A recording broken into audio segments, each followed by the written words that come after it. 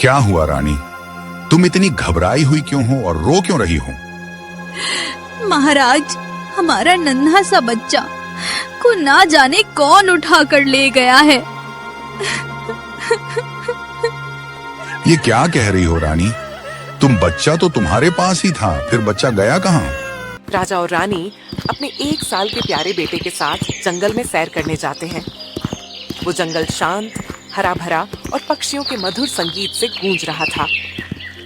राजा और रानी ने सोचा कि यह उनके बेटे के लिए प्रकृति के करीब आने का अच्छा अवसर होगा। जंगल की सैर करते हुए राजा और रानी ने एक सुंदर जगह देखी और वहां बैठकर आराम करने लगे। कुछ देर प्रकृति का आनंद लेने के बाद झाड़ियों के अंदर से राजा को कुछ महसूस हुआ। उन्हें लगा जैसे कोई जानवर है। रानी, मुझे लगता है झाड़ियों के पीछे कोई जानवर है। तुम मेरा यहीं इंतजार करना, मैं अभी उसका शिकार करके आता हूँ। ठीक है महाराज, मैं आपका यहीं इंतजार करूंगी। रानी अकेली रह जाती है। उफ, प्यास के मारे गला सूखा जा रहा है, किंतु न जाने महाराज कब तक आएंगे। रानी बैठी बैठी महाराज के बारे में सोच ही रही होती है कि तभी उसे किसी के पानी पीने की आवाज सुनाई देती है। लगता है पास में कोई नदी या तालाब है। एक काम करती हूँ, आवाज तो पास से ही आ रही है, मैं खुद ही जाकर पानी पी आती हूँ। पर बेटे को कैसे छोड़कर जाऊं? महाराज का भी अभी तक कोई पता नहीं है। बस अब और नहीं रुका जा रहा मुझसे, तो बहुत जोरों की प्यास लग रही है। एक काम करती हूँ, बेटे को यहीं बिठाकर जल्दी से पानी पीकर आ जाती हूँ।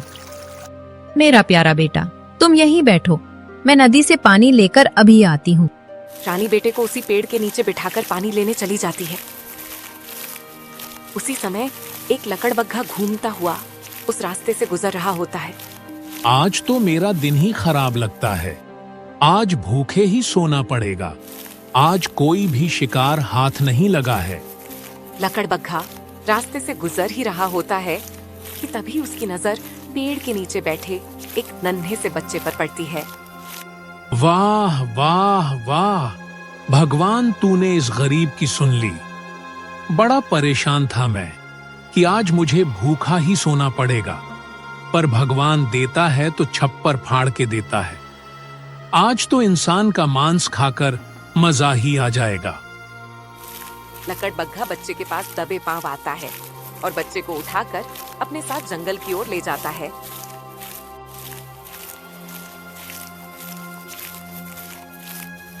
थोड़ी देर बाद रानी भी वहां आ जाती है। रानी जब बच्चे के पास पहुंचती है तो देखती है बच्चा वहां से गायब था। रानी रोते हुए जोर जोर से राजा को आवाज लगाने लगती है। मेरा बच्चा कहाँ गया? मैं तो तुझे यही बिठा कर गई थी। हे भगवान, न जाने मेरा बच्चा कहाँ चला गया। राजा जी कहाँ है आप? जल्दी आइए राजा जी। रानी की आवाज सुनकर राजा तुरंत शिकार छोड़कर दौड़े चले आते हैं। देखिए, हमारा बच्चा को कौन उठा कर ले गया है। क्या हुआ रानी? तुम इतनी घबराई हुई क्यों हो और रो क्यों रही हो? महाराज, हमारा नन्हा सा बच्चा को ना जाने कौन उठा कर ले गया है। ये क्या कह रही हो रानी? बच्चा तो तुम्हारे पास ही था, फिर बच्चा गया कहाँ? महाराज, इसमें मेरी ही गलती है। मुझे बहुत जोरों की प्यास लगी थी, तभी पास से पानी की आवाज सुनाई दी। मुझे लगा पास में कोई नदी या तालाब होगा, मैं पानी पीकर जल्दी आ जाऊंगी। पर जब मैं पानी पीकर आई तो बच्चा यहाँ से गायब था। मुझे लगता है कोई जानवर हमारा बच्चा को उठाकर ले गया है। महाराज, मेरे बच्चे को ढूंढ लाइए, मेरे बच्चे को ढूंढ लाइए। बच्चे को ढूंढने के लिए मुझे जंगल की ओर जाना होगा। रानी, तुम एक काम करो, तुम महल लौट जाओ, मैं बच्चे को ढूंढता हूँ। अब तुम्हारा यहाँ रहना ठीक नहीं। नहीं राजा जी, मैं भी आपके साथ जंगल में चलूंगी। नहीं रानी, जंगल में बहुत खतरनाक जानवर रहते हैं। तुम महल में जाओ और कुछ सैनिकों को मदद के लिए भेज दो। हमें अपने बच्चे को ढूंढना है। रानी राजा की बात मान जाती है और महल की ओर चल पड़ती है।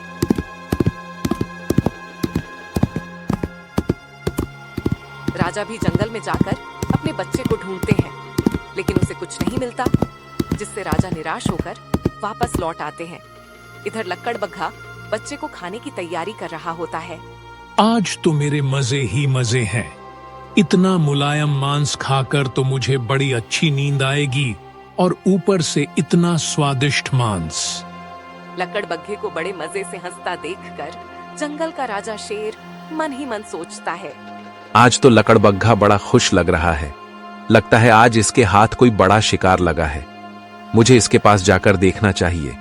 अरे, ये तो इंसानी बच्चा है, पर इस लकड़बग्घे को इंसानी बच्चा मिल कहां से गया? और यह लकड़बग्घा मुझसे बिना बताए कैसे अकेले अकेले इस बच्चे को खा सकता है? शेर लकड़बग्घे की ओर बढ़ता है। शेर जैसे ही लकड़बग्घे के पास आता है, लकड़बग्घा कूदता फटता वहां से भाग जाता है। फिर भी शेर लकड़बग्घे का पीछा करता हुआ उसके पीछे पीछे दौड़ता है। तभी वहीं से कुछ दूर खड़ी एक बहुत बड़ी बकरी यह सब नजारा देख रही होती है।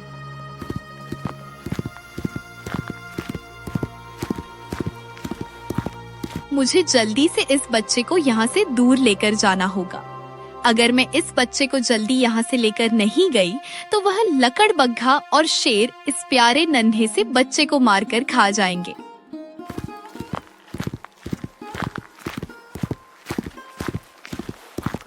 इतना सोचकर बकरी बच्चे को उठाकर अपने साथ अपने घर ले जाती है। हे भगवान, ना जाने यह नन्हा बच्चा किसका है। अब मैं इसे इसके माँ बाप के पास कैसे छोड़कर आऊं?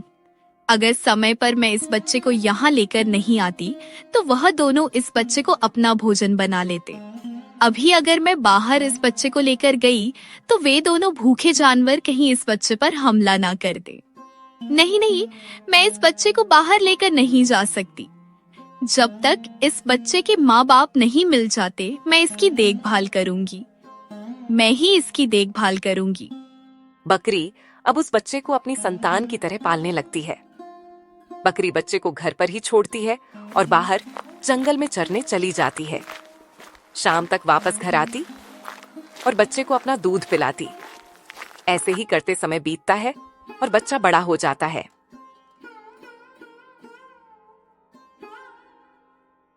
बेटा, मैं जंगल जा रही हूँ। तुम्हारे लिए कुछ मीठे मीठे फल भी ले आऊंगी।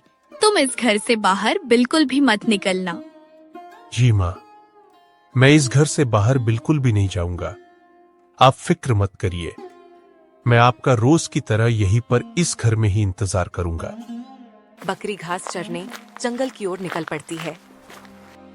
बकरी भरपेट घास खाती है और रास्ते से कुछ मीठे मीठे फलों को भी तोड़कर अपने साथ ले आती है। इधर लकड़बग्घा भोजन की तलाश में घूम रहा होता है।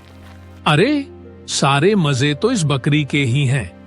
रोज हरी हरी घास खाती है और मजे से रहती है। अरे, मुसीबत तो हम जैसे जानवरों की है। रोज रोज शिकार करो और ना मिले तो भूखे ही रहो। खैर, चलो, बकरी को तो अपना भोजन मिल गया। मैं भी अपने भोजन की तलाश करता हूँ। ऐसा कहकर लकड़बग्घा अपने भोजन की तलाश में निकल जाता है। वहीं दूसरी ओर बकरी भी रोज रोज घास चरने जंगल जाती और शाम होते ही खूब सारे मीठे मीठे फल अपनी संतान के लिए जंगल से तोड़ लाती। लकड़बग्घा बकरी को संदेहास्पद नजरों से देखने लगता है। अरे, समझ में नहीं आता, यह बकरी रोज रोज इतने सारे फल लेकर कहाँ जाती है? अरे, इतने बड़े जंगल में इस बकरी को घास की तो कोई कमी नहीं है। यह बकरी जिंदगी भर भी खाएगी तो इस जंगल की घास कम नहीं होगी। फिर भी इतने सारे फल लेकर कहाँ जाती है? मुझे पता लगाना पड़ेगा माजरा क्या है। लकड़बग्घा बकरी का पीछा करता हुआ उसके घर तक पहुंच जाता है। माँ, आप आ गई। मैं कब से आपका इंतजार कर रहा था। बड़ी जोरों की भूख लग रही थी मुझे माफ कर दे। बेटा, आज मैं बहुत दूर जंगल निकल गई थी तेरे लिए और भी मीठे फल लाने। तू एक ही तरह के फल खा खा कर परेशान हो गया होगा ना, इसलिए आज आने में इतनी देरी हो गई। नहीं माँ, आप मेरे लिए इतना करती हैं, ये कम है क्या? और आप मेरे लिए जो भी लाती हैं उसमें स्वाद अपने आप ही आ जाता है।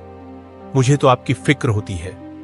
आप मेरे लिए इतनी मेहनत करती हैं और मैं घर पर ही पड़ा रहता हूं, आपके लिए कुछ भी नहीं कर पा रहा हूं। मैं मां, आज से आप घर पर रहना और मैं आपके लिए जंगल से घास लेकर आऊंगा और मैं अपने लिए मीठे फल भी ले आऊंगा। नहीं नहीं बेटा, तो इस घर से बिल्कुल भी बाहर मत जाना। यह जंगल जंगली जानवरों से भरा पड़ा है। बड़ी मुश्किल से तुझे उस लकड़बग्घे और शेर से बचाया था मैंने। तू यही घर पर ही सुरक्षित है बेटा, इस घर से बाहर मत जाना। दरवाजा के बाहर से लकड़बग्घा उनकी सारी बातें सुन रहा होता है। अच्छा, तो यह बात है। मतलब यह वही बच्चा है जिसे मैं चुरा कर ले आया था, और शेर दादा को लगा कि मैंने उस बच्चे को अकेले ही हजम कर लिया है। अभी जाता हूँ शेर दादा के पास और उन्हें इस बच्चे के बारे में बताता हूँ। लकड़बग्घा भागता हुआ शेर दादा के पास जाता है और उसे सारी बातें बताता है। क्या तुम सच कह रहे हो? अरे हाँ हाँ शेर दादा, मैं बिल्कुल सच कह रहा हूँ। वो वही बच्चा है और उस बकरी ने उस बच्चे को अपने घर में छुपा करके रखा है। अगर ऐसी बात है तो हमें उसके पास चलना चाहिए। मेरे राज्य में रहकर मुझसे ही बगावत कर रही है वो बकरी। आज उन दोनों का काम तमाम कर दूंगा। अरे नहीं नहीं शेर दादा, आप ऐसा नहीं कर सकते। ऐसा करना एक राजा को शोभा नहीं देता। एक काम करते हैं, वो बकरी रोज घर के दरवाजे पर ताला लगाकर जंगल घास चरने जाती है। हम उसी समय उस इंसानी बच्चे पर हमला करेंगे। दूसरी ओर बकरी फिर से जंगल जाने की तैयारी कर रही है। बेटा, मैं जंगल जा रही हूँ। आज तुम्हारे लिए बहुत सारे मीठे मीठे और स्वादिष्ट फल लेकर आऊंगी। तुम यहीं रहकर मेरा इंतजार करना। ठीक है माँ, मैं आपका इंतजार करूंगा। बकरी जैसे ही बाहर निकलती है, शेर उसके सामने आकर खड़ा हो जाता है। बकरी, तूने क्या सोचा? तू इस जंगल के राजा से बगावत करेगी और मुझे कुछ पता नहीं चलेगा। सालों तक तूने उस बच्चे को हमसे छुपा कर रखा। अब मैं ना तुझे छोड़ूंगा ना उस बच्चे को। अब तो हम दोनों भरपेट भोजन करेंगे। क्यों सही कहा ना लकड़बग्घा? बिल्कुल सही कहा आपने महाराज। शेर बकरी पर हमला करने ही वाला होता है कि तभी एक शिकारी उन्हें सामने से आता हुआ दिखता है। अरे लकड़बग्घा, वो देखो एक शिकारी हमारी तरफ बढ़ा आ रहा है। अगर हम जल्दी यहां से नहीं भागे तो वो हमारा शिकार कर लेगा। चलो भागो यहां से। इस बकरी को तो मैं बाद में देखूंगा। शेर और लकड़बग्घा शिकारी को देखकर वहां से भाग जाते हैं। बकरी राहत की सांस लेती है। आपका बहुत बहुत धन्यवाद। आज आपकी वजह से मेरी जान बच गई, वरना वो शेर और लकड़बग्घा तो आज मुझे खा ही जाते, और ना जाने फिर मेरे बच्चे का क्या होता। उसका तो मेरे अलावा इस दुनिया में कोई है भी या नहीं, मुझे यह भी नहीं पता। अरे तुम एक ऐसी बातें कर रही हो बकरी। भला तुम्हारे बच्चे के लिए किसी का होना क्यों जरूरी होगा? तुम खुद ही तो काफी हो उसके लिए। नहीं नहीं, दरअसल मेरे साथ एक इंसानी बच्चा भी रहता है। मैं उसी की बात कर रही हूँ। बकरी उस शिकारी को सारी बातें बताती है। क्या? एक काम करो, तुम मुझे अपने साथ अपने घर ले चलो। उस बच्चे को देखना चाहता हूँ। बकरी उस शिकारी को अपने साथ लेकर जाती है। पारस शिकारी को देखकर आभार व्यक्त करता है। आपका बहुत बहुत शुक्रिया। आज आपने मेरी मां की जान बचाई। आपका यह एहसान मैं जिंदगी भर नहीं भूलूंगा। अरे कोई बात नहीं बेटा, मुझे तो विश्वास ही नहीं हो रहा है बकरी, तुमने इस बच्चे को इतने सालों तक पालकर इतना बड़ा किया। तुम सचमुच बहुत अच्छी हो। चलो अब मैं चलता हूँ। शिकारी चला जाता है। पारस अब बकरी से बाहर जाने की जिद करने लगता है। मां, अब बहुत हुआ। मैंने कितनी बार आपसे बोला। अब मैं छोटा नहीं हूं, मैं बड़ा हो चुका हूं। मैं अपना ख्याल खुद से रख सकता हूं। आप मुझे कब तक बाहर जाने नहीं देंगी? कभी ना कभी तो मैं भी बाहर निकलूंगा। कर लाए थे वो अभी भी तेरा इंतजार कर रहे हैं बेटा। मैं तुझे कैसे समझाऊं? एक काम करते हैं, इस जंगल से हम कहीं दूर चले जाते हैं।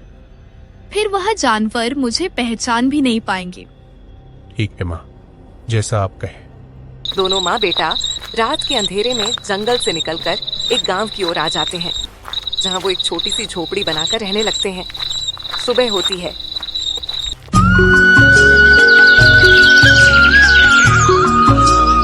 पारस अब जिम्मेदारी लेने लगता है। माँ, अब तुम यहीं आराम करो। अब से मैं तुम्हारे लिए हरी हरी घास लाऊंगा। पर बेटा, यह जगह तुम्हारे लिए अनजान है। यहाँ तुम अभी किसी को नहीं जानते। पर माँ, यहाँ सारे मेरी ही तरह इंसान रहते हैं। अब हमें उन जंगली जानवरों से कोई खतरा नहीं है। आप फिक्र मत करिए। पारस चारा लाने के लिए अपने घर से बाहर निकल जाता है। गांव में घास की तलाश में वह परेशान होता है। यहाँ तो मुझे दूर दूर तक कोई हरी घास नहीं मिल रही है। क्या करूं? माँ ने तो हमेशा हरी हरी और ताज़ी घास ही खाई है। माँ मेरे लिए हमेशा ताजे ताजे फल लाया करती थी। तो क्या मैं अब उन्हें ये सूखी घास खिलाऊंगा? नहीं नहीं, मैं जंगल ही चला जाता हूँ। वहीं से माँ के लिए हरी हरी घास ले आऊंगा। पारस जंगल की ओर चलने लगता है। तभी उसे एक घायल चिड़िया मिलती है। चिड़िया दर्द से कराह रही होती है। अरे चिड़िया रानी, तुम्हें तो बहुत चोट लगी है। हाँ भाई, मेरी मदद कर दो।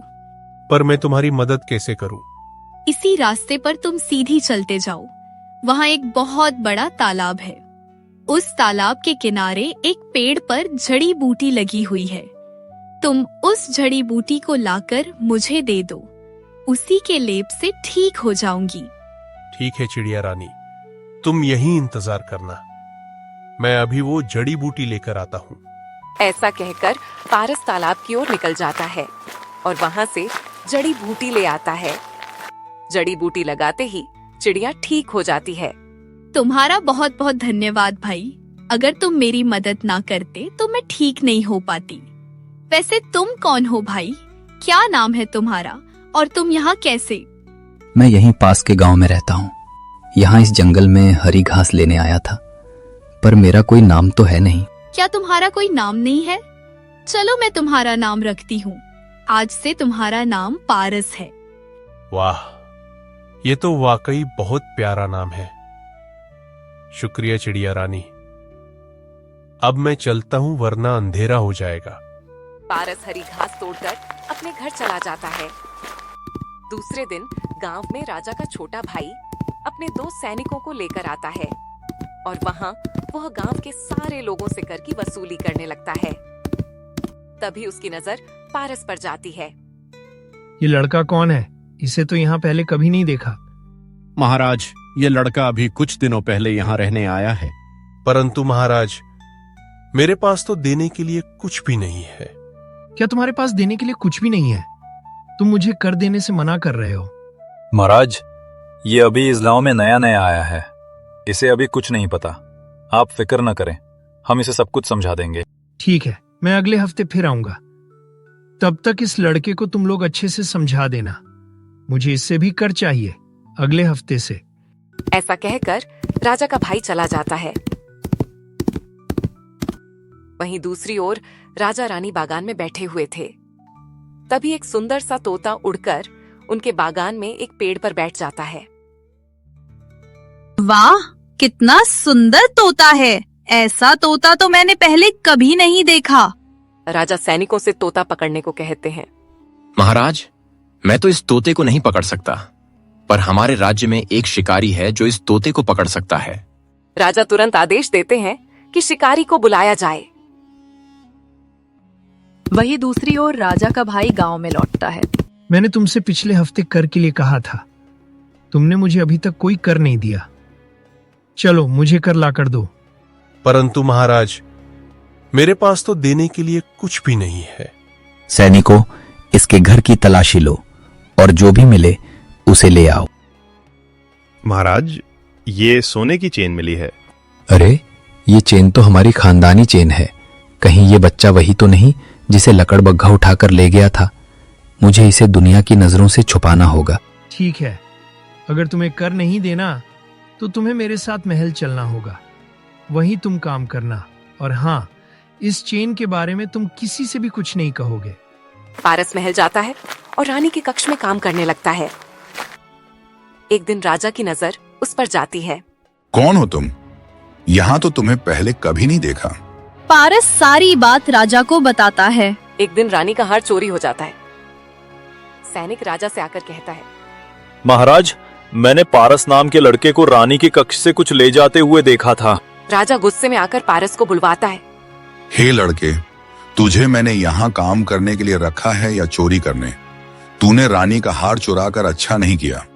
महाराज, मैंने रानी का हीरा का हार नहीं चुराया। राजा का भाई सैनिकों को पारस के घर की तलाशी लेने भेजता है, जहां उसे एक संदूक मिलता है। उस संदूक में वही चोरी हुआ हीरा का हार मिलता है। महाराज, अब पानी सर से ऊपर जा चुका है। अब अगर इस लड़के को सजा नहीं दी तो राज्य के और लोगों की भी हिम्मत बढ़ जाएगी। ठीक है, तुम्हारी कोई आखिरी इच्छा हो तो बताओ। महाराज, मैं मरने से पहले एक पेड़ के नीचे बैठकर थोड़ी देर आराम करना चाहता हूँ। मैं हमेशा उस पेड़ की छांव में बैठता था। ठीक है। पर कुछ देर सैनिकों की निगरानी में उस पेड़ की छांव में बैठता है। फिर उसे फांसी दे दी जाती है। इसके बाद उसे नदी में बहा दिया जाता है। इधर बकरी चिंतित है। आज तो बहुत देरी हो गई, मेरा बेटा अभी तक घर नहीं आया। दूसरी ओर महल में शिकारी आता है। तभी राजा का भाई एक सैनिक से कह रहा होता है, सैनिकों, ये लो तुम्हारा इनाम। तुमने बहुत अच्छा काम किया। वो हीरा का हार उस लड़के के घर में रखकर मैं यही चाहता था कि कैसे इसे अपने रास्ते से हटाऊं, क्योंकि ये कोई और नहीं बल्कि राजा जी का ही बेटा है, जिसे कुछ समय पहले एक लकड़बग्घा उठाकर ले गया था। अगर मैं इसे अपने रास्ते से नहीं हटाता तो भैया ये सारा राजपाट उस लड़के के नाम कर देते। इसलिए मैंने उसे फांसी की सजा दिलवाई। हे भगवान, उस मासूम बेचारे को इन लोगों ने फांसी दे दी। शिकारी तोते को पकड़कर राजा जी को दे देता है। शिकारी, तुमने इस तोते को पकड़कर हमें खुश कर दिया। कहो, तुम्हें इनाम में क्या चाहिए? महाराज, अगर आपको मुझे कुछ देना ही है तो आप मुझे इंसाफ दे दो। कैसा इंसाफ? महाराज, आपने जिस लड़के को आज फांसी दी, क्या आप उसके बारे में जानते हैं? वो कौन था? कहां से आया था? मैं उसके बारे में कुछ नहीं जानता, पर हाँ, इतना जानता हूं कि उस लड़के ने रानी का हीरा का हार चुराया था, जिसके बाद मेरे छोटे भाई ने उसे फांसी की सजा दिलवा दी ताकि कोई दोबारा ऐसा ना कर सके। तुम ऐसा क्यों पूछ रहे हो शिकारी? क्योंकि महाराज, वो और कोई नहीं आपका बेटा था, जिसे जंगल में लकड़बग्घा चुराकर ले गया था। उसे एक बकरी ने पाला और अभी कुछ समय पहले ही वे लोग जंगल से गांव में रहने आए थे, जिसके बाद आपके छोटे भाई को उसकी सच्चाई के बारे में पता चल गया। आप उस लड़के को यह सारा राजपाट ना दे दें, इसलिए एक षड्यंत्र रचकर आपके छोटे भाई ने उसे रास्ते से हटा दिया। राजा को यह सुनकर बहुत दुख होता है। राजा उस बकरी से मिलने जाता है। बकरी राजा को सारी बात बताती है। हे भगवान, ये मुझसे कैसा अनर्थ हो गया। मेरे ही राज्य में मेरे ही हाथों मेरे पुत्र की हत्या हो गई। राजा रोते रोते अपने बेटे को याद ही कर रहा होता है कि तभी उसका बेटा उसके सामने आ जाता है। ये क्या? तुम्हें तो फांसी दे दी गई थी, फिर तुम जिंदा कैसे हो? महाराज, आपको यह याद है, आपने मुझे आखिरी इच्छा पूरी करने को कहा था। हाँ हाँ, मुझे याद है। मैं जिस पेड़ के नीचे बैठा था, मैंने उसकी जड़ी बूटी खा ली थी। वह पेड़ बहुत ही चमत्कारी है। अगर मैंने चोरी की होती तो आज मैं जिंदा नहीं बचता, पर मैंने चोरी नहीं की थी तो आज मैं आपके सामने जिंदा हूं। मुझे माफ कर। मुझसे बहुत बड़ी भूल हो गई है। राजा महल जाता है और अपने भाई और उसके सैनिक को आजीवन कारावास की सजा सुना देता है और खुशी खुशी अपने बेटे के साथ महल में रहने लगता है। वो उस बकरी को भी अपने महल में रख लेता है।